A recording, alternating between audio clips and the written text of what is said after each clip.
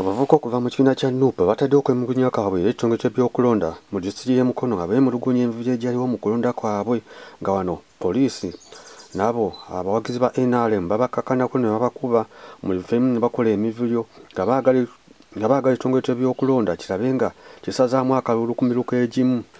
Emiruka egimu gye beemulugunyako guliko ogwa Gulu Ward ne kubeerako n'ogw'Entaawo. Gino wagamba wali emivuyo gyali mingi nnyo era nga basaba ekitongole ky'ebyokulonda kirabe nga kinula mu nsonga zaabwe. Nga lwe bakombeddwa mu bubaka bw'ekibuga ky'e Mukono Betty Namboze bakireke bagamba tebasobola kukkiriza okwabanga n'akalulu k'abavubuka ke balina okwetaba mu bbo ng'ate abantu abakulu bajja ne batandika okukatabangula ne bagakekana akaseera okwaba nga ekitongole ky'ebyokulonda kivaayo okugonjoola obuzibu buno.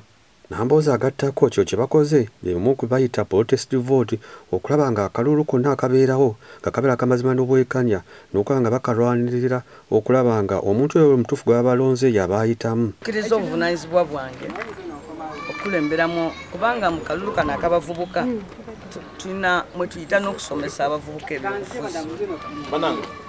Nze tukkiriza obuvunaanyizibwa bwange okulaga abavubuka nti bw'ogenda ne wabeerawo okubba akalulu ogenda ku electoral commission n'owaba mu butongole.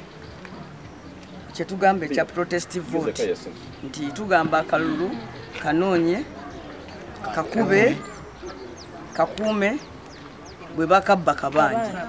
Kye tuliko kati tweyigiriza kye bayita okola ki okubanja akalulu. Ekirala tumakinga ne faces kati ng'eyo omukulu oyo bw'olabye oba obulevu obusongovu tugimakinze nti eyakulembedde okubba akalulu k'abavubuka mu miruka ebiri ogwa Ggulu n'ogwa Ntaawo omwabadde okubbira ku miruka omwenda gye nnina mu Mukono municipality. Oyo omukulu kati tumutadde awo era ekifaananyi kye tujja kyongerayo ne Uganda yonna emukole ki emulabe kubanga ffe olabanga kana akalulu ojagamba akalulu k'abavubuka ye kubanga twetraininga kubanja akalulu era omukulu owa electoral commission tumutadde ku notice. One, twagala ayite abantu bonna electoral college zine ebbiri ategere ebyabaddewo nti tewabaddeyo kulonda mu bifo bino ng'amateeka bwe galagira n'olwekyo akalulu akaddemu. Ffe tumuwadde omukisa okutereeza. Bw'aba tatereezezza ffe ng'abali ku protest vote tulina eddala kwe tujja okgenda. Wano mbwa tumakinga buli presiding officer yabaddemu ekyo era oyo presiding officer tujja kumugoberera okutuusa lwe tulikozesa amazima ne gatuukirira kubanga tulina obuvunaanyizibwa wansi wa article number 3 eya ssemateeka okulwanirira eggwanga lyaffe okulaba nga litambulira ku ssemateeka nga liba n'obululu obw'amazima n'obwenkanya. Tetujja kulinda akalulu ka bonna nti gye tulikubira enduulu. Tutandikira ku kano era ffe ab'e Mukono protest vote ey'okubanja obuwanguzi bw'abavubuka etandise era tujja kubanja akalulu kano na bano batwenyiwe. Kakati oyo omukulu tumuweza okuddayo mulabako ey'emmanga. Tugenda ku kulonda kwa firi.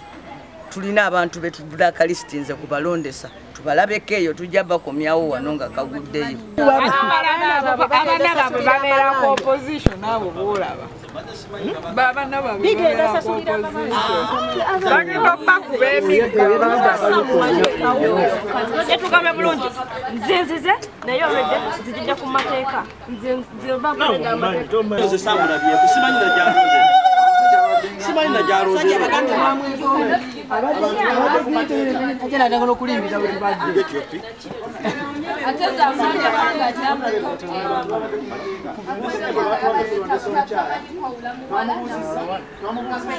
Namboze agattako tebasobola kukkiriza mu vidiyo gya kulonda okulaba nga gigenda mu maaso nga kino ekyakoleddwa mu kulonda kw'abavubuka kibeera kikyamu era nga kiswaza abantu abakulu bonna abakeetabyemu. N'agamba naye ng'omubaka teyasobodde okugenda ku kyalo eyo oba ku miruka gy'abadde balondera okulaba nga akaka abavubuka okulonda ye bakkiririzaamu. Kyekiwa kyeyabaleese buli omu alonde omuvubuka ye gw'ayagala olonda ekyewuunyisa okulaba nga abantu abakulu nga tebavudde okwetaba mu kulonda kuno okutabangula. bano abavubuka obalaba tebali discouraged n'akatono. In fact bano mbagambye tugendeko batono kubanga tetubadde tetwagala tujje wano bangi to be misunderstood. Nena bonna bali ready. In fact buli we bababba akalulu babongera busungu. In fact okubaleka ne bawangula kye kiwonya government. Ne buli we bababba akalulu babongera busungu. Kati tugamba abana abakulira okulonda tebatutwala mu kukemebwa. Babadde bazanyira kufe. Nenzo okusinzira ku mitima gy'abaana bano bwenjimanyi tebajja kusobola kuzanyira ku baana baffe. Bazanyidde kufe tulwanye ekimala ne tebajja kuzanyira na ku baana baffe. Njo ode kalulu k'omwana omuto akabavubuka ataligamba nti bwawangula ekifo kiriko omusala nako kabbe omujeko obuzaalirana eddembe lye ery'obuzaalirana right ye ng'omuntu ngono bw'omubbako obwa chairperson agwemu essuubi mu byobufuzi n'olwekyo yenyiwe. Kiki kye baagaza okuyigiriza abaana baffe baagala bayigiriza nti balina genda mu nsiko kubanga we bajja okwetaba mu kalulu nga bababba. So abavubuka bano nze bansanyusiza si baakulekera okuva jjo tebaddanga waabwe bali mu kubanja kalulu kaabwe kewaliise nga akatono ffe tukitwala nga nsonga nkulu nnyo newankubadde mu municipality we are leading naye naawe we babbyawo awatono nawo twetaagawo era twagala akalulu kaawo baddemu bakategeke bwe bataddamu kukategeka tebinaggwa. Babavubuka abadde abanyiivu balaze obutali bumativu bwabwe era ng'ensonga zino nabo bazoogeddeko.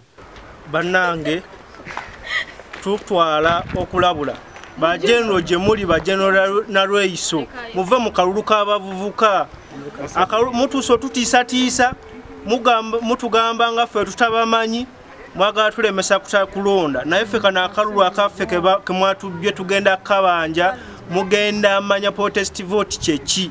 Twebaza Honorable Namboze okutukulembera okututuusa no ku Electoral Commission. Protest vote tugitandiisa era oba temumanyi ffe tuli bamalirivu nnyo paka. Nze ensonga zange ntukira ddala okwebaza Honorable Betty Namboze okwokutubeererawo ng'abavubuka okutandikira mu ntandikwa paka ssaawa zino n'abeera nga asobodde otubeererawo paka tulese okwemulugunya kwaffe Electoral Commission kubanga twagala akalulu akali fair akalulu ak'obwenkanya. Tetugenda kubeera mu kalulu nga kalimu okutiisatiisa otukangakanga ojja kulaba n'akalulu akaddakaawo nga ketugenda batukidde otuleetera military ne bayigiwa poliisi nejjula kawangali nga 6 nga zijjudde kalulu ke twabaddeko. Kitegeeza akalulu ke tugenda okuddako aka F3 olinza okanga bagetwetedde ne ZRPD nga zinaku eziri naye embeera si gye twagala okubeeramu okututiisatiisa n'otukangakanga. Twagala akalulu ak'obwenkanya akalulu akalimu amazima n'obwenkanya nga kakulonda kubanga otukidde okuleeta abantu nga tebalina mu register tebaliimu.